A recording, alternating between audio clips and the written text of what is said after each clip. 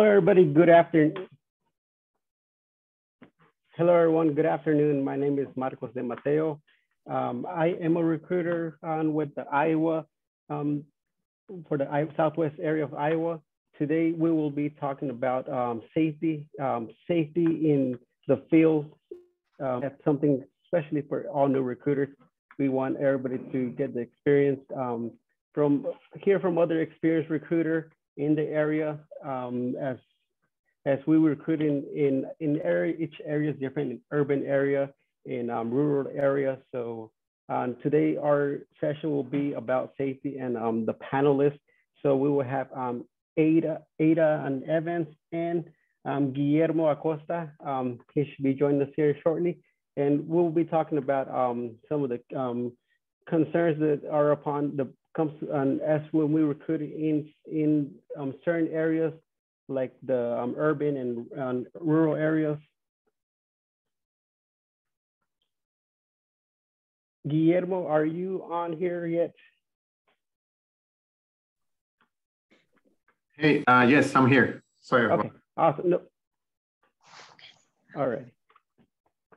So like I said, welcome to the session. My name is Marcos de Mateo. I am the recruiter in the Southwest area of Iowa, and I will let everybody, Ada and Guillermo, introduce themselves. Hi, my name is Aida Evans, and I'm from Nebraska. Hi there, my name is Guillermo Salomon. I go by Salo. I'm a recruiter here in the Hillsborough area in Oregon. Thank you all for being here. Thank you. Awesome. Everybody, welcome to the session. Like I said, our session today will be for safety. Safety is important for anybody, especially for new recruiters, as you might not be familiar with your areas or just certain areas that you recruit in. And I know when I started as a recruiter, it's areas that we're not familiar with.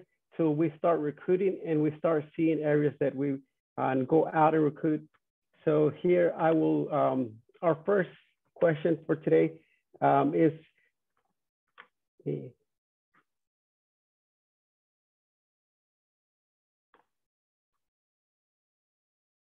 okay, recruiters can encounter a wide variety of situations while working out in the fields. During this session, we will hear from experienced recruiters about the steps they take to ensure they stay safe while working, what materials they believe all recruiters should carry to ensure their safety, important phone apps they use to stay safe, and more. Can I talk? Yes, go ahead. Can I answer the question? I'll step on to the next. This is the first question that we do have. So as a recruiter, how do you prepare going into the field safely? Okay. Should I answer that question? Yes, go ahead. Okay, okay, you know that in Nebraska, the winter, we can have a snow, warm weather, and rain at the same day. But first of all, we need, I have an app, it's 511. They will tell me the road condition, even if they're working on construction. But sometimes it depends on the area that you're gonna go and visit. If I'm gonna go and visit the family that's already migrant, I always call to make sure how's the weather.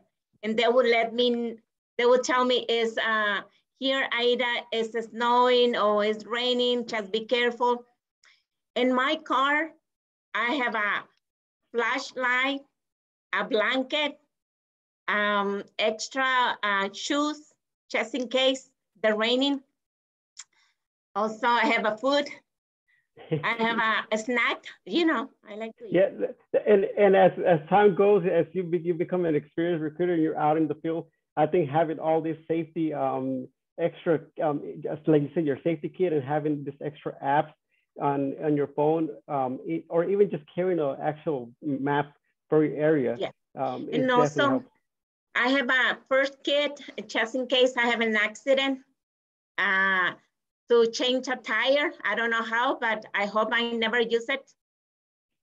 And for the battery, I bought in Walmart the small battery, just in case. And make sure to have your coworker phone numbers, just in case something happened. Like me, I have the habit to call one of my coworkers at least every day to let her know what I'm doing and where I'm. Like last night, was long day for me. I want to make sure to let them know, even my husband, where I am. Even sometimes I'm sending the location where I am and just make sure I'm gonna call you later. Call me in 30 minutes. If I don't call you, please call me back. And I think day by day is different. If you are here in the city, as a small town, everybody knows everybody. Yes, and you are right, because I mean, like anytime you, everybody has different areas. Sometimes we recruit in urban areas, rural areas. So just being aware of what areas you're going to, and knowing, having all those safety stuff on hand, or it's always very helpful. And like for me, I know when I do to start preparing for just going out to the field, I always make sure I have my badge in case I encounter anybody from, I know in my situations, we will encounter like law enforcement, maybe families, or somebody calls like, hey, who are these people? So it's always just for safety tips, be able to carry your identification as a recruiter, and anything that, brochures also. And when you go into the field, on mapping out your areas, knowing where you're gonna go into. I know every time it might be different. We might be just doing from urban recruitment to rural recruitment, and we might not, we might step out of our comfort zone, but in doing so, it's being prepared. It's always a plus. Mateo, I have something to add. Yes. Please make sure to leave your Gucci purses in your home. Yes, no, definitely, and we will touch a little bit on that too. And okay, I'll let you go ahead, Guillermo, if you want to answer. Yeah, oh no, that was great. That was great. I was also writing some notes for me, because I don't have any of that either that you said. No, some of it. Okay. No, that was great. For me, someday you're gonna be on my someday you're gonna be on my how do you say? State. What do you say? Your state, or? Yeah, no. Are you new in that area? I'm from Oregon, or we're in Oregon. We have almost also the same like weather, I want to say, especially in the winter. It can be like snowing, rainy. Yeah. But yeah. And umbrella. Oh, umbrella. Yeah. Yes.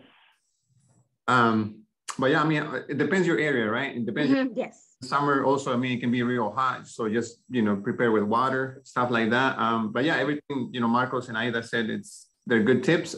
Something that I can add, maybe have a reliable car, right? Yeah. Your car, I know, depends, like if you're a beginner, I know, like, sometimes we don't care the most reliable car, but maybe something reliable, right? Because sometimes like we had to drive, well, the most that I have driven is like 30 minutes, right? And it can be gravel, depends the area. So that, and I tried to Google the area before, Google Maps. I tried to do that before. I'm more like in a visual person, because if we get lost, I know I have an idea where's the nearest road or stuff like that. So I try my best to kind of Google the address before I go, right? I call the families Salo. Hey, mija, I'm gonna go back. Okay, señora, I'm gonna wait for you at the feedlot. Okay, because I'm not very good.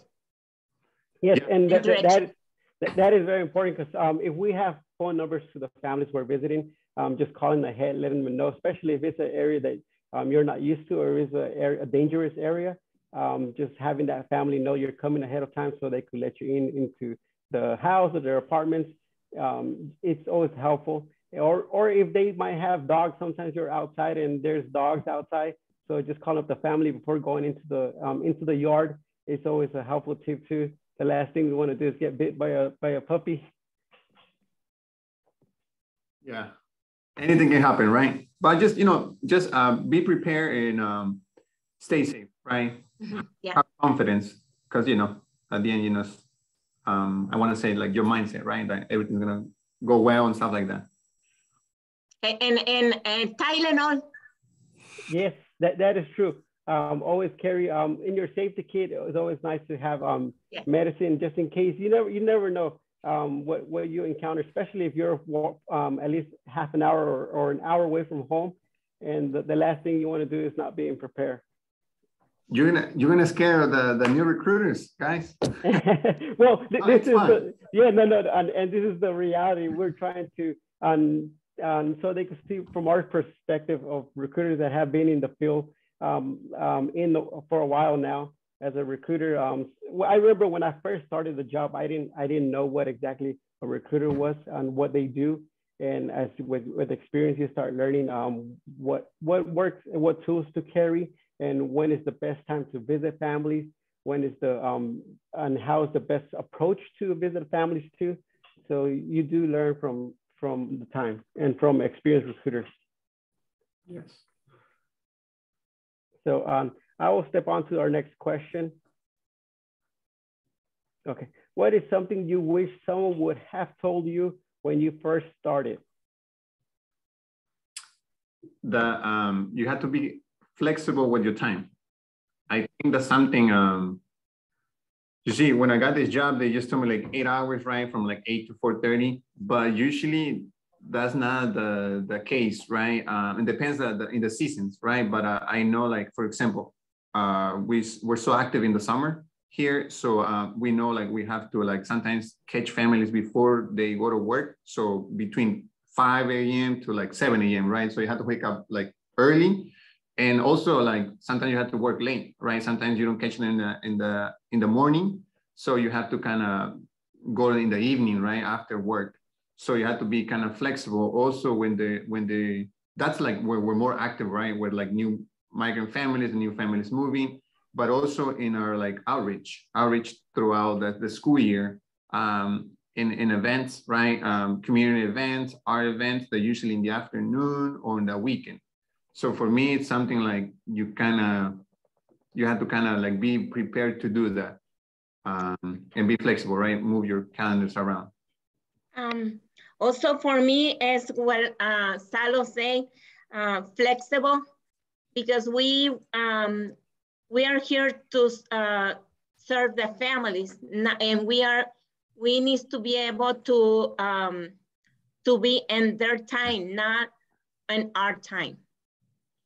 And also, one of the things is I don't know how. Okay, I haven't get stuck in the dairy twice, and my little shoe was muddy everywhere. I didn't know how bad the roads when it rains so bad. So I have to be very, very careful when I drive in the rain, especially when it's so muddy. Yeah, that is very true. Especially like you're mentioning, we as a recruiter, we're not just in one location. We go and recruit families in areas that we have never been to, areas that even that you might think a family doesn't seem like a family would even live there, but you run into places where you find the families, and sometimes those are the places where it could be dangerous from you getting stuck in your vehicle there, and and so yeah, and then like you mentioned, being just aware, especially if there's weathers that maybe had rained during the day before. So if you know that there's no way your vehicle's gonna get through there, it's definitely hard for you to go and recruit in those areas. And that's when you try to plan your time for another day. So you don't want to be stuck in an area where nobody's going to be able to come help you. You know, I called the workers and I started, hey, vengan a ayudarme. I never had that happen yet, but I've actually gone to help other recruiters because they have gotten stuck in areas where I'm like, oh wow, yeah. And I recorded, and we took a video. Yes, and that is true. Like I know each state or each area works different. Sometimes we are given vehicles by our regions, or sometimes we use our personal vehicles too. So just like knowing when to park or where to park.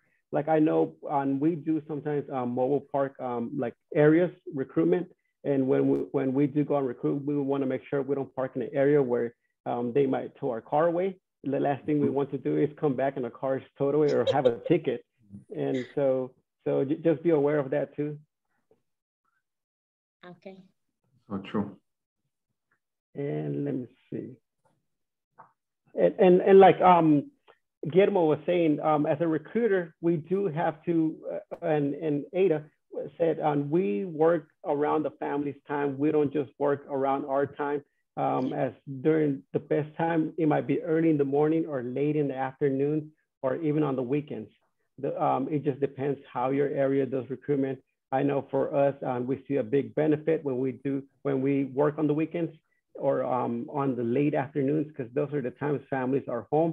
And during the daytime, they're probably out working. And so as much time we call or try visiting, we're never gonna find them if we don't work according to their schedule. Marco, like last night, I was doing a COE in rural area, and one of the moms say, "Oh, I know another family, but she get out of work until 6:30." Well, I said, I can wait until 6:30. I got home almost 9 o'clock, 8:40, almost 9 o'clock. But yeah, I did COEs. Yeah, no, and especially now too. I mean, when the time changes, I know once it gets dark, it can be a little intimidating for a recruiter or even for a family. When you probably, especially if there's no light, they don't have lights when you just show up at that late of time, they might be concerned who's coming at this late of a time. But if you have a phone number to that family, definitely helps. That way you let them know it's you. And a lot of times we do encounter a lot of families. We never know what their situation is, so we don't want to scare off the families either. Yeah, that's true. So I'll move on to the next question. Okay. What is safety items should all recruiters learn? You can go, Ida. Well, make sure to have the app like 511 to learn the weather, and make sure to well, the items that what you are talking about, right? Yes. Like what safety items you as a recruiter have that has helped you? Like you said, safety kits, having a cell phone. And I think GPS. I have my umbrella, my boots, my Tylenol. That can be safety, because if I have a headache, I'm not gonna do it right. Yes. Also a blanket. A blanket is very important to have a blanket just in case that it's cold or you have a flat tire. At least you have a blanket. Or in case you lock yourself out of your car when you're. We've actually had that happen too. And like, especially if you're in a rural area and that's the last place you want to be at during the winter.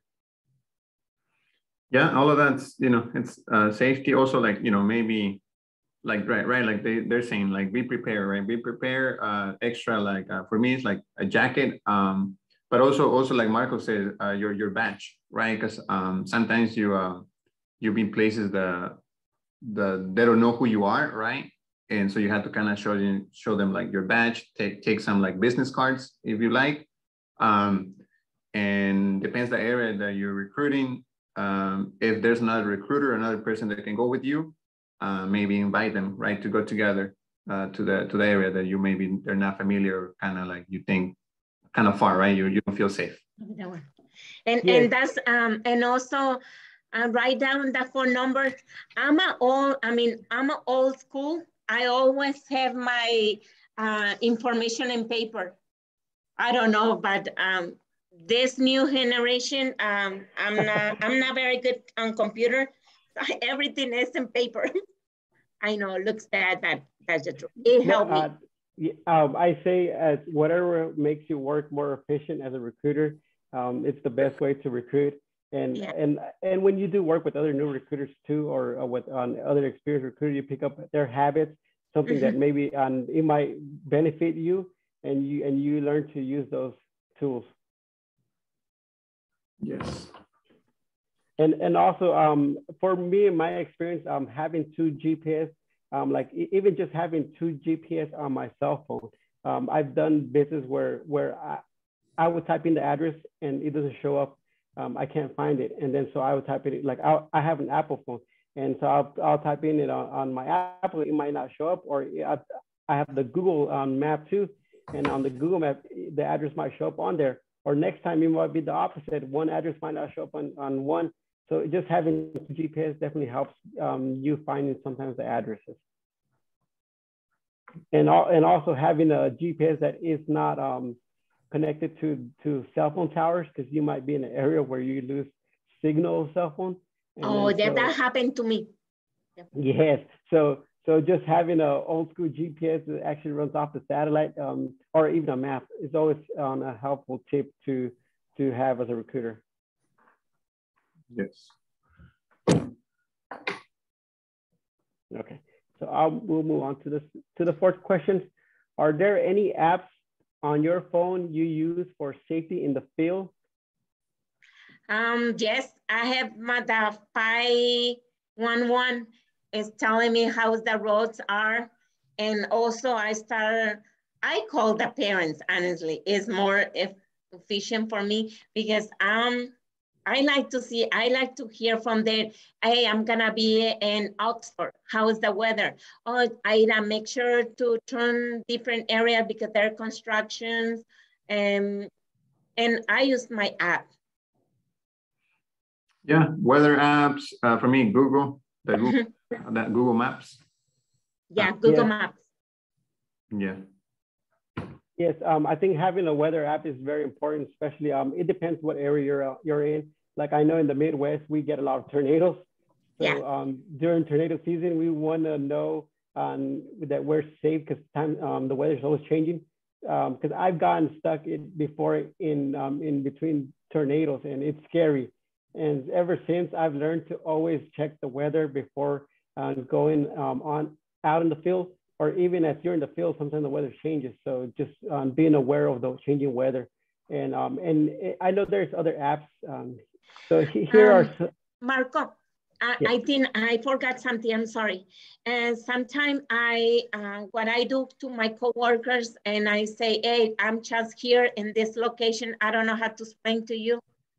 I'm telling my coworkers, hey, just in case, I'm gonna be here in this area. And I send them my location to them. It's good, like a Google map? Yes, like a shared location, Google yes. Map. Yeah. Yes, it's definitely important when you're going into an area that you're not used to, or just any area that you're concerned about. Definitely share your location with somebody. Let somebody know where you're going. It could be maybe your car breaking down, or just any other. It could be a dangerous area you're going into. So just letting other recruiters know where you're headed to is. And here are some of the apps that I haven't used any of these apps, but we do have some of these apps. If you guys know any other apps that you guys might use, if you guys want to share that in the chat. But these are some of the apps that we do have. And I know like for me, the weather is one of the apps that I do use a lot. I also, what I do, when I do my home visits, I put like on my calendar the address that I'm gonna be at, right? The address, so that way they kind of like case. But I try to do that most of my. That's what I do, Salo. The same thing you do. Yes. Okay, so I'll move on to the fifth question. What are some skills all recruiters should learn? To be humble. I don't know if it's a skill, but. Yeah, being like have a good communication, right? Communicate well with the families and being humble. And good listener. Mm-hmm. Yeah. Yes. Yeah, And definitely. I would say quality interview, not quantity. Is the time matter? Probably can take you like an hour to build that trust. To me, is very important.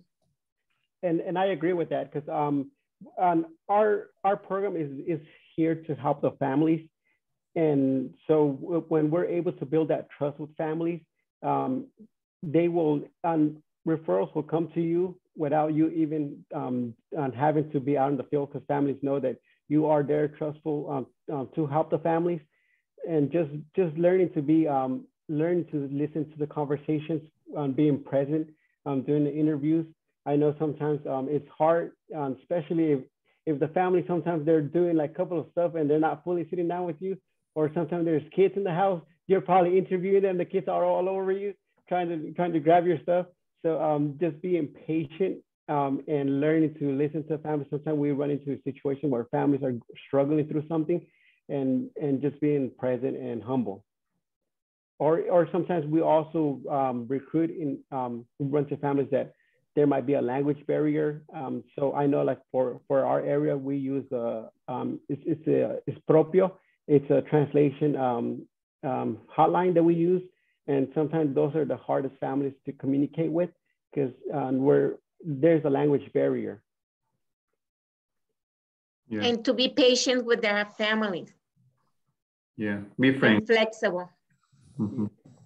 And I do want to add also, I think another good skill to have is to always have resources on hand in case we're not able to provide some of the services, and maybe we could refer them to other services. So just having a list of resources in your local area is one of the good skills to have. Mm-hmm. I'm agree. Okay. Okay, so the sixth question: what is a lesson you have learned about the safety from the field? To not leave my food in the car for a long time. My snack. I'm always hungry. That happens. Yeah, like be prepared for the weather. Like for me, like in the summer, take enough water. You know, like snacks too, right? Like don't be cranky, because sometimes it can be like long hours. And I feel like you have to be your best, right? For the families to trust you. You have to kind of act like you're fine, right? For them, like to kind of like, you don't want them to see you that you're frustrated or you're angry, right? So just be prepared to kind of like, you know, be good with yourself, right? So you can do a successful like interview and connect with the families. Yes, and I do want to add on to like on one thing is being aware of your surroundings at all time, wherever you're at. Sometimes you might be doing recruitment in an apartment complex, so just being aware of your surroundings, looking on or even just getting out of your car. Sometimes we're busy looking for the address or looking at a list, and just staying safe. And also, like Ida had mentioned, don't leave any valuable stuff visible, like your laptop, your electronics, or on anything that somebody might want to break into your car. And one of those safety things that I usually do also is whenever I pull up to an address and I feel like it might be unsafe safe area, I always lock my door when I'm in the car, or when as soon as I get out of the car, lock your door. It's always a good safety measure to take. You never know on who's out there. Yeah, that's true. And take your time, right now, like be reasonable, but take your time to do that, like like all those steps, right? Because sometimes you're just running with the time, or you have other meetings, other things that you do as a recruiter, but just take your reasonable time to kind of be safe. Definitely. And make sure to have an extra little cash just in case you are still hungry.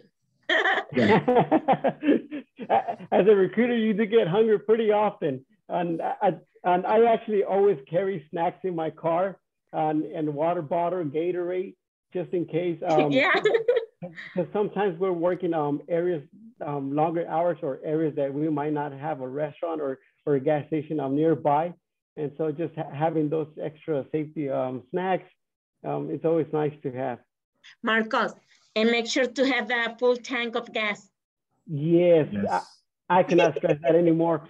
As a recruiter, I probably have gone to save at least 5 recruiters. They have run out of gas before, and even myself, I've gone to the where I'm.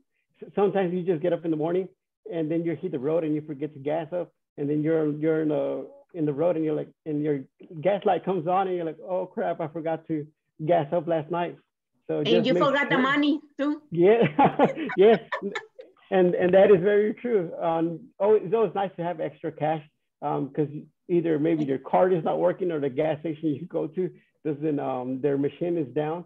So you never know. It's always a helpful thing to have. Okay, so how do you handle difficult situations in the field? I always make sure to call my coworker when I have a difficult situation. I always let my boss know, make sure. Yeah, I mean, if it's extra questions or like something, you know, always like make a report, right, where your supervisor, but always like stay calm, do your best to not like interact or make a bigger situation or whatever is happening. Stay calm and, you know, be always like respectful, whatever it is, right? A lot of our families are going through a lot of mental problems, right? Like everything they've been through. So just like, you know, kind of have that in the back of their mind. I mean, like sometimes they don't mean to act the way they're acting. Like they have that frustration in them. They just want to let it out, right? And sometimes like they see us as like the, you know, school employees, district employees, and sometimes they just want to get it out on us because they maybe feel that we can understand them or we speak the same language, and they just let it out on us, and it can be hard, right? But you know, just stay, you know, respectful, calm, and then I only had one situation like that, but I think the family noticed that, you know, there was more stuff, you know, going on with the family, right? And like everything stayed. It came out like positive and stuff like that. But at the moment, it was like, you know, and I didn't know at the moment. I just did my best. Like I was new. It was my first year, but I always had like that in the back of my mind, right? I had a few trainings, and I was understanding a little bit our lives as migrant, right? People in this country, stuff like that. So, you know, for me, I think, Salo, I would say this, and to turn the difficult situations to the positive situation, to be calm and to talk with them. And because that happened to me once, but long time ago, and I will stay calm. Later on, they called the police. They say they were gonna call the police on us and another recruiter and I. Later, I would say like 2 hours later, the crew leader was telling us where the family were moving from, and we got more people. But at the first, they thought that we were from in another agency to check on them, and they said, "I'm gonna call the police on you, girls." And I said, "That's okay. I mean, you can call, but we are here to help you guys." So like an hour and 2 hours, we were okay. And now the crew leader is still calling the other recruiter every time they arrive to Nebraska. That is good, so, yeah. The difficult situation turned to the good, to positive. Yes, no, as a recruiter, you have to learn to be patient and learn to stay calm. You never know on what door you're visiting, who you're knocking at. Sometimes families are going through a difficult situation, or sometimes you might just knock at the wrong door. And I know I've had situations where we would be doing our recruitment, and somebody would come out, and as soon as we explain to them the program, and they're not wanting to. As soon as you hear the word migrant education program, they think of immigrants, and so sometimes they start expressing a little bit more than what you want. So you want to learn to stay calm and not argue with the individual that is not supporting the migrant workers. And we're not there to debate with them. We're here to serve our families that are doing this agricultural work.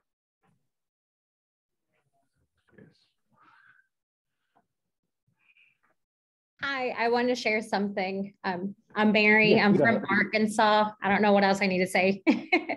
But another thing that, can you guys hear me? Yes. Yes. Okay. A tip that was shared with me, if there's difficult situations happening during the interviews or just at different locations, is don't make any promises that you can't think you'll be able to fulfill for the families. So I think that's a really good tip to always remember, don't make any promises like I promise I will help with this or this whenever you're not sure of what all your district or your state can help the families with. So I always have that in the back of my mind, because it's just so easily to be, to assure the family, like, I will make this happen. And, I always have to be like, don't promise, don't say I'll make it happen. So that is thank you for sharing that, because that is very true. Sometimes as recruiters, we might promise more than we can offer the families. So we definitely don't want to overpromise them with any services that we know we can't fulfill. Definitely. Yeah, thank you for sharing. That was a good tip. Yeah, I'm agree. Hey, Mateo, my name is Feliciano. I'm from Kansas City, Kansas. And I come from the field of the mental health. I worked with mental health patients for many, many, many months. And I was trained, before you even come to a situation, you always canvass it. You always check where you're going to park. Preferably, I always park backwards, so in case I need to leave quickly. And then if I'm asked to come into the house and I feel comfortable, I do come in. But I always sit closest to the nearest door where I can survey the, my area. So, like always try to remain calm and always develop what I call an out plan before I even get to the people's houses, just for my own safety. That is very good. Yes, you always want to feel comfortable in any situation.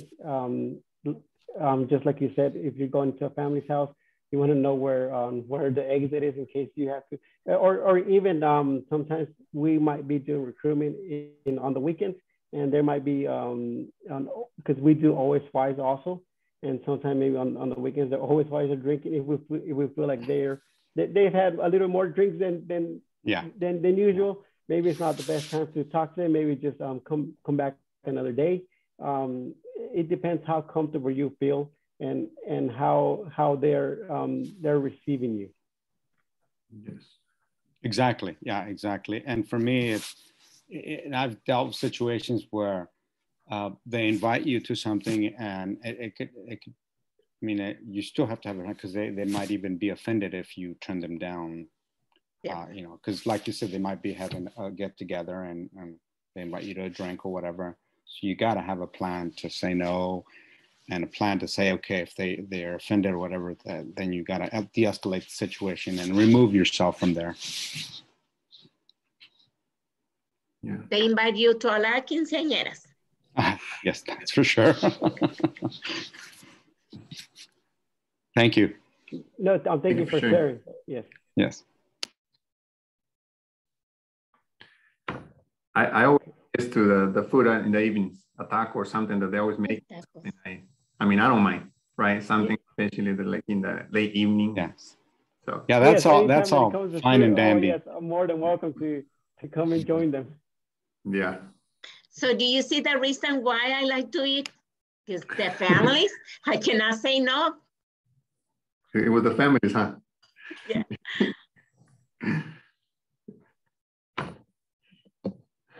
All right, Marcos. Okay. We can go to the next question.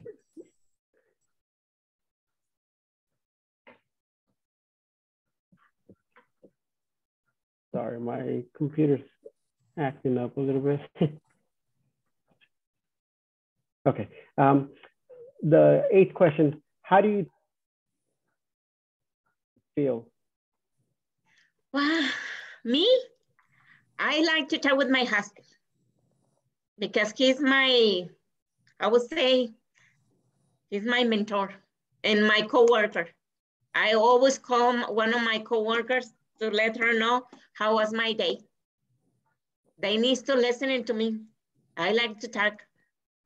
I'm never tired. So yeah, and yeah. That's a good tip, like Aida, because you know sometimes like they'll ask you a lot of questions or they'll give you a lot of information. That it's hard for us, right? Like to just take it all. Like they see us as counselors too, right? Or anything. Yes, yeah. that's correct. And my coworker is my counselor and my therapist. Yes. Because sometimes you take so many things on your shoulder and it's hard. Yeah. But yeah, talking to someone, right? Sometimes like if you have a check-in with the team or at work, it's good to, I mean, I don't feel like we do that all the time, but like there's some visits that right there, like that's a lot that happen. So maybe we can talk to someone and like someone. Yes, definitely.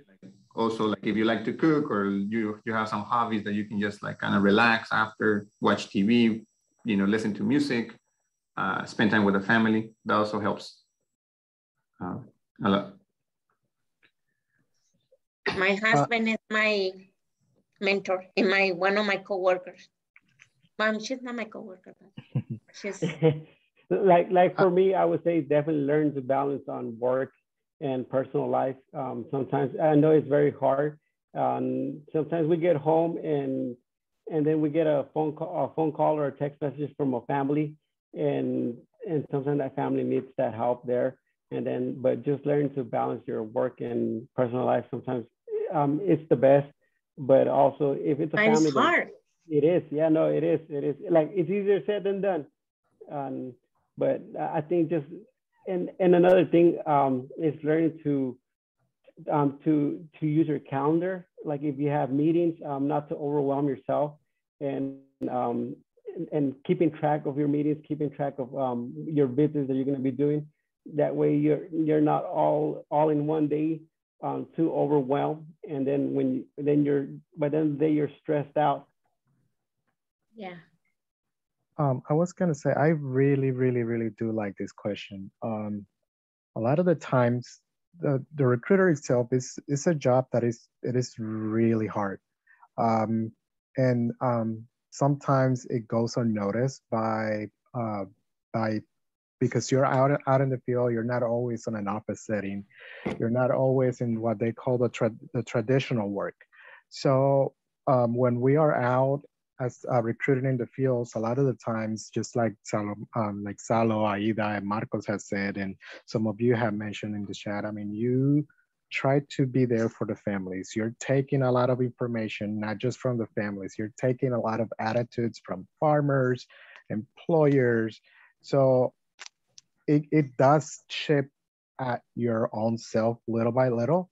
And if you do not find a way that works for yourself to make this work, I mean, it can become very toxic and it will change your personality and it will change your character. With that said, I do think that for myself, I do take a lot of pride when I'm out recruiting, and I think one of the things that gives me a lot of joy and self accomplish is just listening to the stories that the families have. Just taking the time to actually knowing the families that you're interacting with, it does take away all that negativity that you may hear or you might experience. It just takes one negative person to change your outcome in life. And I think by using the same standard and just taking that positive outcome from the families or that positive interaction, it provides more than anything else that could happen out there. So like I said, I mean, taking that time to just listen to the families and find ways on how you can contribute to those families. I mean, I think it's a very good way, very self-rewarding attitude to have. Yeah, it's all true. You know, thank you for sharing. And like, it's as you you know, as you do this type of work, you'll find out, you know, what works, you know, how to interact, what's successful. You know, and it takes time. For me, it's gonna be I'm been doing this for like 3 years, and I know it was different, right? My first year, second year, and still like we have some cases that we learn from them, right? As long as you learn from them, you know, and stay positive and be open-minded, I think you'll figure out how to best interact with the families. Yeah, I'm not sure if there's something else that you would like to share. I don't know if Marcos is here. I think he has some technical issues here, but yeah, I know Aida has a lot of experience. So I think to me, people person is the key on this job. To me, it's like you born with that energy to find families and always to have a smile in your face, no matter how is the day been. So just put a happy face and a smile and just listening with the families. Yes. And make sure to have a food in your car. Marcos, I think you're muted, Marcos.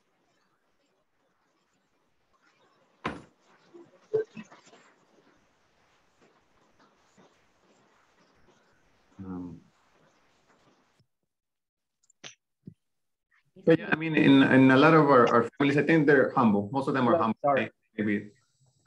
Yeah, go ahead, Marcos. Yes, sorry, it kicked me out of my laptop. Yes, so go ahead if you want to pick up where you're talking about. I was just saying, like, you know, just like a lot of families, I think they're humble. I mean, they're humble, right? Sometimes it might be us, right? Like the way we think, right? But you know, to be honest, like I want to say like 99% of them, like my home visits, like most of our families are humble, they're helpful, you know, they're friendly. So I always come with a positive outcome, you know, positive vibes. So, you know, I think, you know, the job that we do, it's a big job. I feel also representing, like from what I'm from, like the area that I work at, we are the only team that represents the community that we serve, right? And they like that. They like that. They connect with you. And you know, they might have a lot of questions, you know, but just do your best and you know, just learn from every home visit, right? Every phone call that you do. I like to do this with my families. I never say I can't do. I don't know how. I don't know the answer. I'm gonna say I'm gonna try to find the answer for you, because I don't know is not an answer to me. Definitely. I'm gonna try to see what can I find. I mean, say, but I don't know. To me, is not the answer. They want us to be able to help them, but if I don't know the answer, I'm gonna say I'm gonna try to see what can I do, but I don't promise anything like what the other the other lady was said, don't promise anything. Definitely, I agree. As a recruiter, sometimes we come into situations or families visit that they're going through a situation and we don't have the answer on hand, but just been able to follow up with them, and that's why I say having the resource, having other agencies in knowing your area is definitely helpful. That way you're able to follow with the families and be able to connect them with any other agencies. You never know what other services they might need. So don't overpromise and always do more than what we get paid for. And also I forgot to mention, guys, I have an app called 211. Hold on. It's 211. There's app is depend where you're living, is the services, like a food pantry, health department, there are a lot of clothing, education. Is called 211 app. 211. Okay, thank you. I have never heard of that app, but that's definitely a good app to have. Yeah, I'm gonna write it down up here. Yeah, I have used it before here in our county. There's like, I think the county updates that app, which is good. But yeah, 211. And you can just call from your phone 211 and I ask you for your zip code and they'll give information. I used it before and I also share that with the families too. Shelters, everything that you need. Mm-hmm. Thank you. That is good. Anybody else have that have any other apps or resources that they might think could benefit us?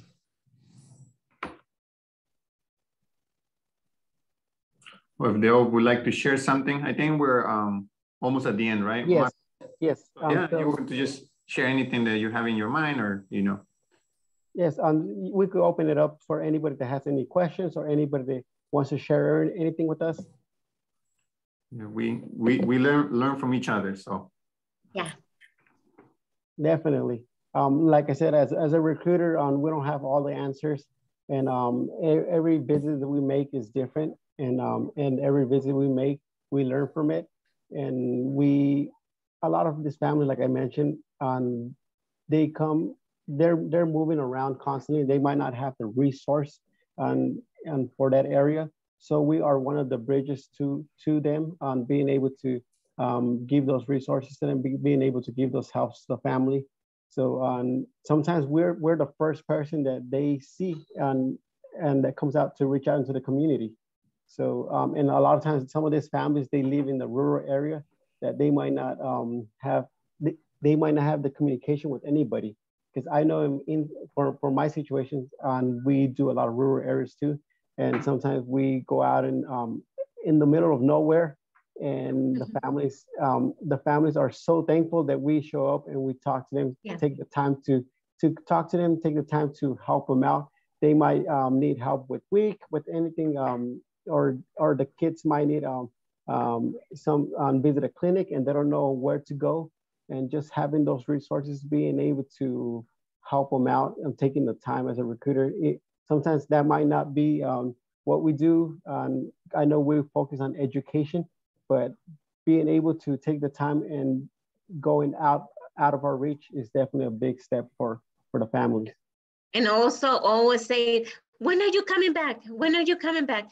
Because when they see you and you're taking time to listen to them, they really, you made the day for them. So I want you to come again. Please don't forget me. I don't talk with anybody. I'm here in the feedlot. The town is 10 miles from here. They're the one that make my job so easy. Yes. So they're the one that they refer the families as soon as they're new in the dairy. Aida, there's a new family. We already talked with the family. They're gonna call you. So they're the one that made my job easy. Yes, I think the more you could build a relationship with the family, it helps us out on that way. Whenever they do know of any other family, they will share that information. They're more help than, they won't even think about it. They'll just give the family our information, especially if we step out of our way to help them out. Yeah. Yes. So I think we are just at the end of our session. Like I said, if anybody wants to share anything else before we end, and we do have this, the barcode, if you guys could just take the survey before ending it. We just added the survey into the link on the chat. So if you guys could just take the survey, we appreciate it. And I do want to thank Guillermo and Ida for taking the time to answer some of these questions for us.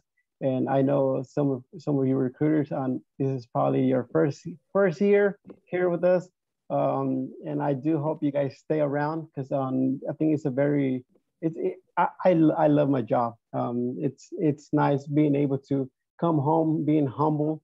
Sometimes I feel so thankful for what I have, because some of these families we go into, they live in situations that we probably are not used to, or just haven't lived in a situation, or so it's always it's a blessing job that we do.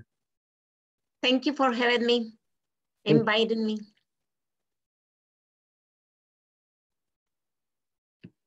Thank you. Yeah, thank you all for coming.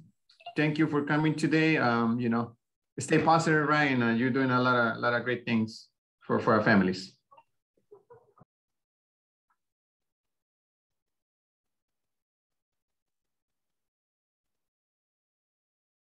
Well, everybody have a good afternoon, and stay safe out there.